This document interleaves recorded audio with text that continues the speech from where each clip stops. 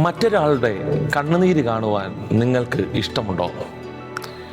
2010 ഷാഫിയുടെ സംവിധാനത്തിൽ പുറത്തു വന്ന മനോഹരമായ ഒരു മലയാള ചലച്ചിത്രമാണ് മേരിക്കുണ്ടൊരു കുഞ്ഞാട്.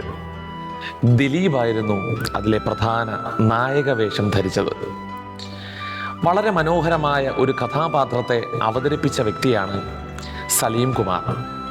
അദ്ദേഹത്തിൻ്റെ ലോലപ്പൻ എന്ന് പറയുന്ന ക്യാരക്ടർ വളരെ ജനപ്രീതിയും സിമ്പതിയും പിടിച്ചുപറ്റിയ ഒന്നായിരുന്നു. മനോഹരമായ കഥാപാത്രമായ ആ ലോലപ്പൻ നല്ലൊരു ശവപ്പെട്ടി കച്ചവടക്കാരനായിരുന്നു. എല്ലാ പ്രാവശ്യവും അദ്ദേഹം ഒരുപാട് സന്തോഷിച്ചിരുന്നു.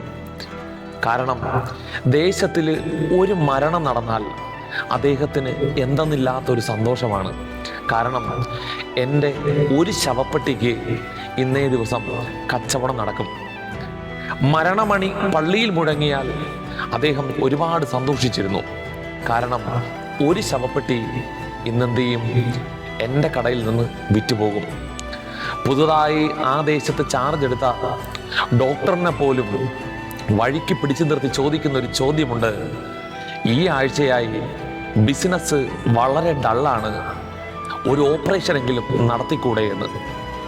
അദ്ദേഹം മറ്റുള്ള എല്ലാ കുടുംബങ്ങളുടെയും കണ്ണുനീരിനെയും വേദനയെയും ഒരു ഹാപ്പി ലൈഫായിട്ട് കാണാനായിട്ടൊരു ശ്രമം നടത്തി. എന്നാൽ ആ ചലച്ചിത്രത്തിൻ്റെ ഒടുവിലത്തെ ഭാഗത്തിലേക്ക് നോക്കുമ്പോൾ തൻ്റെ കുടുംബത്തിൽ ഇതുപോലൊരു അപകടം പതിയിരിക്കുകയാണെന്ന് അദ്ദേഹം അറിഞ്ഞില്ല. എവിടെയോ യാത്രയും കഴിഞ്ഞ് വരുമ്പോൾ പള്ളിമണി മുഴങ്ങുകയാണ്.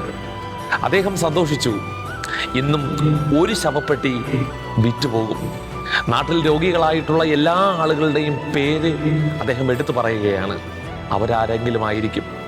എന്നാൽ ഷോപ്പുടമ പറയുകയാണ്: വേഗം നീ വീട്ടിലോട്ട് പോവുക. വീട്ടിൽ പോയപ്പോൾ അദ്ദേഹം തകർന്നു പോവുകയാണ്. വേഗം ഓടി വന്ന് ഒരു ശവപ്പെട്ടിയുമായിട്ട് അദ്ദേഹം തൻ്റെ മകനെ അടക്കാനായിട്ട് പോവുകയാണ്. എല്ലാ മരണത്തിലും സന്തോഷിച്ചു.